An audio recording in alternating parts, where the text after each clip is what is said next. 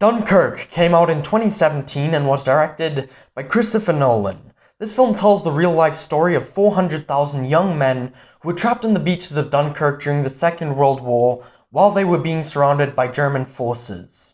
I saw this movie back when it was released in theaters, and I've got to be honest, I didn't like it as much as I wanted to, which was weird because at the time I was really into historical war movies. I'd seen films like Saving Private Ryan and Hacksaw Ridge, which had just come out the year before. What those movies all have in common is that they have a very character-driven narrative. Dunkirk, on the other hand, is the complete opposite. It is very much about this event, and less so focused on giving its characters backstories. You don't hear them talking about their families back home or where they're from, and neither is it shown. This is what I think splits people's opinions on it, as it did for me back then. But things change, and over time I've grown to love this movie. In fact, it's pretty much become one of my favorite war films. One of the biggest advantages of leaving out all this additional information about the characters is that from the very first scene you are thrown into the action. It's extremely intense and rarely gives you a moment to breathe for the rest of it, which is why I think it was a wise decision to have the runtime be under 2 hours. Because if it wasn't, I think it could have potentially overwhelmed the audience and overstayed its welcome.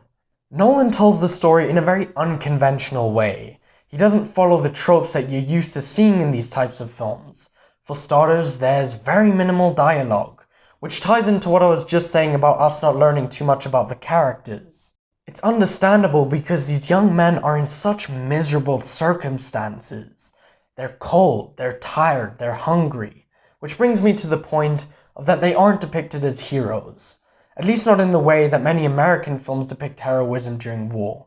Sure, people do heroic things, but it's not presented in a movie-like way, if you get what I'm saying. And neither do they shy away from showing some of the more cowardly actions that some men make. Not necessarily because they're bad people, but because they find themselves in very desperate situations. Another unique storytelling device is Nolan's added touch of messing with time. The film is told from 3 different perspectives, those being the beach, the air, and the sea. Each of these storylines is very different from one another. In fact, they don't even happen over the same period of time. They only meet up in the 3rd act. And the film constantly cuts between them, which I thought was very effective because it feels like there's always something happening. The score by Hans Zimmer incorporates this constant ticking, which creates this rising tension effect. It sounds magnificent. In fact, the sound design as a whole is brilliant. The cast, which includes Harry Styles, Cillian Murphy, Michael Caine's voice, and a masked Tom Hardy amongst others, are all excellent. Nolan's direction is superb as always. The film looks beautiful. They actually shot it at Dunkirk with real boats and real planes. The aerial dogfight sequences, in my opinion, are amongst the best ever put to film. Everything on display looks, sounds, and feels authentic. Something that I didn't notice on my first viewing, which has since come to my attention, is the way Nolan presents the Germans. Throughout the film, they're referred to as the enemy. Not Nazis, not the Germans, but the enemy. You don't even see a single German soldier up close. That's really interesting, and it makes sense because in these life or death scenarios, who or what the threat is doesn't really matter.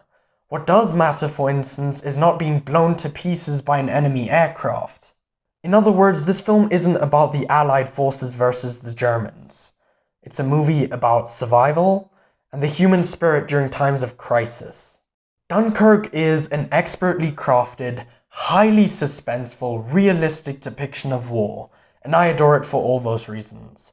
I'm going to give Dunkirk an A. Next up is the film this has all been leading to, that of course being Tenet, which I am very excited to see, to say the least. So look forward to my review, hope I can get it to you guys soon, and hopefully the film is good. As always, thanks for watching.